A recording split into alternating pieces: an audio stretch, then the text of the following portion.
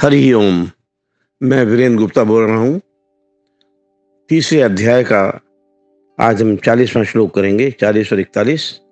उसके पहले एक जनरल नोट बोल दें कि संसार का, दुनिया का सबसे सुखी इंसान कौन है। तो जो हम में से या मनुष्य इंसान साधन में खुशियाँ ढूंढता है, यानी चीज़ों में ढूंढता है, चीज़ों को में, उसका सबसे बड़ा दुर्भाग्य है। ये चीज़ों से कभी सुख नहीं मिलता। अपनों का प्यार है असली खुशी, ईश्वर पर श्रद्धा है असली खुशी। असली खुशी है कि मैं भौतिक वस्तुओं में नहीं है। असली खुशी भौतिक वस्तुओं में नहीं है जो हम समझते हैं। असली खुशी तो समर्पण में है, स्वीकार में है, रिश्तों का आदर करने में है, प्रेम को निभाने में है, बिना किसी आशा के, अपेक्षा के लोगों से जुड़ने में है। जो इंसान यह हम समझ जाएं तो वो दुनिया का सबसे सुखी इंसान है।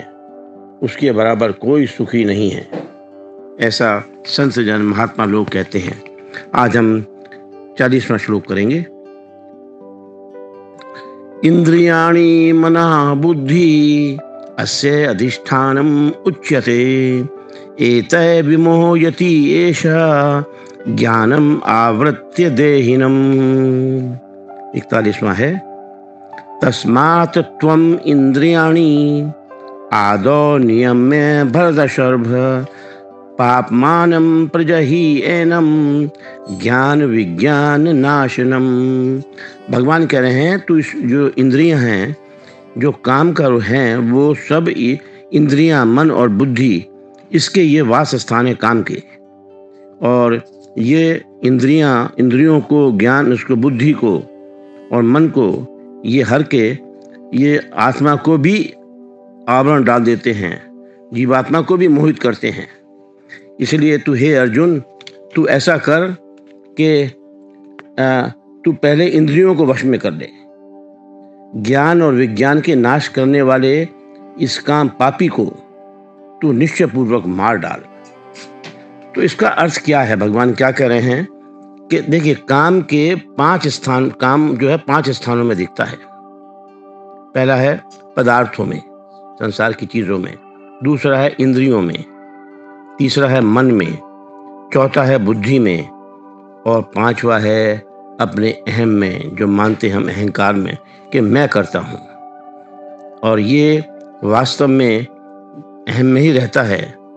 और जितनी भी क्रियाएं हैं शरीर की, शरीर, इंद्रियां, मन और बुद्धि से ही होती हैं।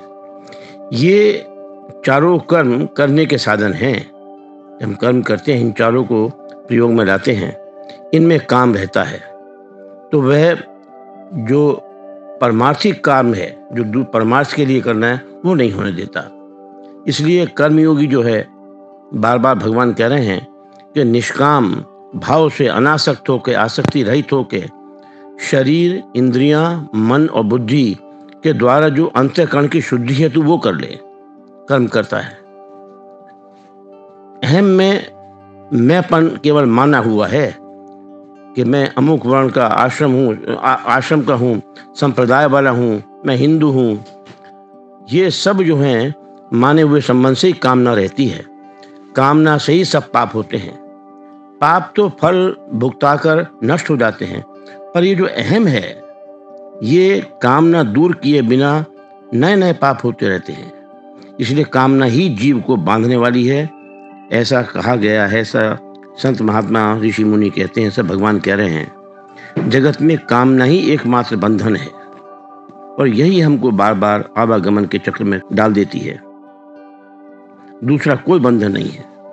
जो इस कामना के बंधन से छूट जाता है, वह ब्रह्म भाव प्राप्त करने लगता है, परमात्मा की प्राप्ति उसको हो जाती है। तो इस काम से कैसे हम आगे उसको छोड़ें? और देखिए, कामना से यदि किसी चीज़ की, हम पदार्थ की कामना करते हैं और नहीं मिली तो हमें क्रोध आता है। पदार्थ मिले तो लोभ आ जाता है। दोनों में ही गड़बड़ है। यानी इच्छा पूरी हुई तो लोभ आ गया, नहीं पूरी हुई तो क्रोध आया। और जब क्रोध आता है तो उसमें उसमें मोह, और चूंकि नहीं मिली है इसलिए क्रोध आया है, तो इससे मोह उत्पन्न हो जाता है। कामना जो है ये रजोगुण का कार्य है, जो रजोगुणी है, जो पैशन वाले हैं उनका।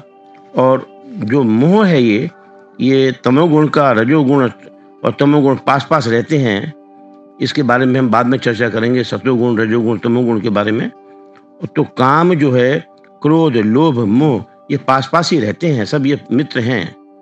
काम इंद्रियों को, मन को और बुद्धि के द्वारा जब हम ये समझ लेते हैं कि मैं ही शरीर हूँ, तो आदमी को बेहोश कर देता है इस तरह से। मतलब एक आवरण आ जाता है, सोचने की शक्ति भटक जाती है उसकी। और यही काम रजोगुण का होते हुए भी तमोगुण का काम कार्य जो मोह है वो उससे हो जाता है। तो इस प्रकार कामना पहले इंद्रियों को के संयोग से, किसी जो इंद्रियां हैं वो उनका संयोग उसको मिलता है, तो उसके लगता है कि हमको उससे सुख मिलेगा। फिर इंद्रियां मन को अपनी ओर खींच लेती हैं, और उसके बाद इंद्रियां और मन मिलकर बुद्धि को भी अपनी ओर खींच लेते हैं। This is how it works. इस तरह काम जो समझते हैं कि देहाभिमानी जो बोलते हैं जिनको कि मैं ही शरीर हूँ, और उनको उसका ज्ञान, उसको ढककर, ज्ञान को ढककर इंद्रियां, मन और बुद्धि के द्वारा उसे मोहित कर देता है, और फिर वो गड्ढे में डाल देता है, पतन हो जाता है उस व्यक्ति का। ऐसे में हमको सर्वथा कामना का त्याग करना है। कामना का त्याग होते ही हम ये समझ लेंगे कि हम परमात्मा की प्राप्ति में, हमें मिलने में कोई डिफिकल्टी नहीं है, कोई परेशानी नहीं है। जब इंद्रियों की विषय वासना से राग हो जाता है और द्वेष पूर्वक, देखिए प्रवृत्ति और निवृत्ति यहाँ पर आती है। जब राग पूर्वक प्रवृत्ति न हो और द्वेष पूर्वक निवृत्ति न हो, अभी भगवान आगे कहेंगे 18वें श्लोक में आगे जाकर कि राग पूर्वक प्रवृत्ति और द्वेष पूर्वक निवृत्ति होने से राग द्वेष पुष्ट हो जाते हैं। पुष्ट का मतलब जो और ज़्यादा मजबूत हो जाते हैं, और न चाहते हुए भी मनुष्य को पतन की ओर ले जाते हैं, गिरा देते हैं। इसलिए प्रवृत्ति और निवृत्ति, इसके बारे में हम काफ़ी चर्चा कर चुके हैं पहले श्लोकों में। और ये, अथवा ये कहिए, कर्तव्य और अकर्तव्य को जानने के लिए हमारे शास्त्रीय प्रमाण हैं। शास्त्र के अनुसार कर्तव्य का पालन और अकर्तव्य का त्याग करने से इंद्रियां वश में आ जाती हैं, ऐसा भगवान कह रहे हैं। देखिए, कामना संपूर्ण पापों की जड़ है। इसमें एक शब्द आया है 41वें श्लोक में, ये पाप मानम ही प्रजहि। इसका यह है कि जब कामना संपूर्ण पापों की जड़ है, बार बार भगवान कह रहे हैं ऐसा, इसलिए कामना उत्पन्न होने से पाप होने की संभावना रहती है। आगे चलकर कामना मनुष्य के विवेक को ढक देती है, उसे अंधा बना देती है, जिससे उसे पाप पुण्य का ज्ञान ही नहीं रहता और वह पापों में लग जाता है, और इसलिए उसका महान पतन हो जाता है। तो इस कामना को ही भगवान कह रहे हैं अर्जुन से, तू महापापी बताकर तू उसे अबर मार डालने की आज्ञा देते हैं कि उसको मार डाल।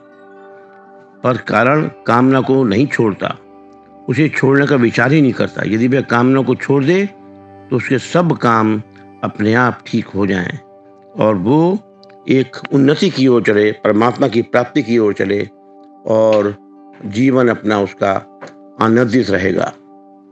तो कामना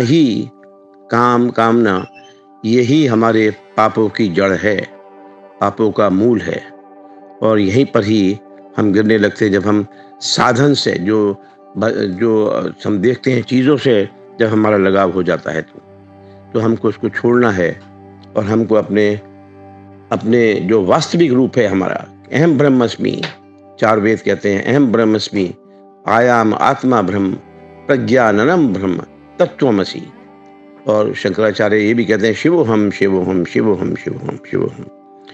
इस आज का बस इतना ही। आज के आपके अंदर बैठे परमात्मा विराजमान हैं, उनको मैं सादर प्रणाम करता हूँ, हाथ जोड़कर मेरा प्रणाम स्वीकार करें। हरि ओम।